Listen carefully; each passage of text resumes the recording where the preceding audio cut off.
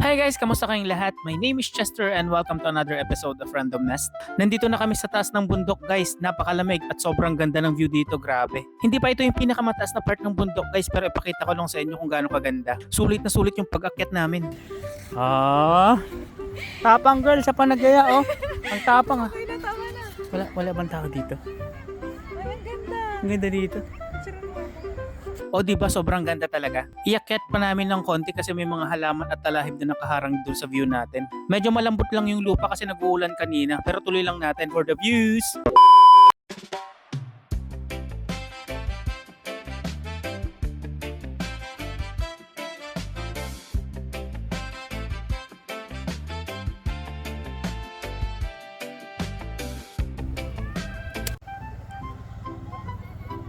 Sila na ata yun, nagkakarga na sila oh. Nagkakarga na sila dun oh. Nagkakarga na sila. Mga hayop kayo, ba't nung kami iiwan? So yun na nga guys, may plano pala talaga kami iwan ng mga kasama namin. Hayop sabay talaga itong mga kasama namin. Hindi man lang kami inabisuhan na uuwi na pala kami after namin kumain. Malamang, plano na naman to ng mother-in-law ko. Nakalimutan niya sigurong yung anak niya mismo yung nagayang umakyat dito sa may bundok. Hay, baba na kami guys. Ito na. Patagalan na to. Sige na, mauna ka na. Ayoko Sige na. Hey! Hey, ano ginawa mo kong aso?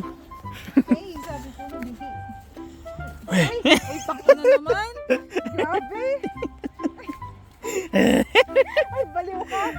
Kailangan pa ako ng anak natin. Ha? Kailangan pa ako ng anak natin. So ayun, kailangan namin silang habulin sa baba. Pero sa totoo lang, parang gugulong kami ngayon padaos-dos pababa. Panginoong Hesus, tulungan mo ako. Panoorin natin siya kung paano siya gugulong. Hindi ko na ako kanina. Napakalakas mong maggayak pataas ha. Hold my hand. Iwan na tayo. Bye bangka. May photoshoot si ate girl.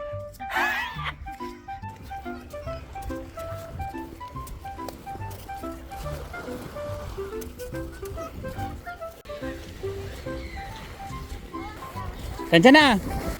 Na-late ang mga superhero. Pasensya na.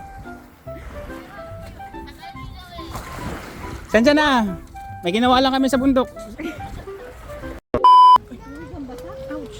Ito, daddy daw. Daddy mo may ihi.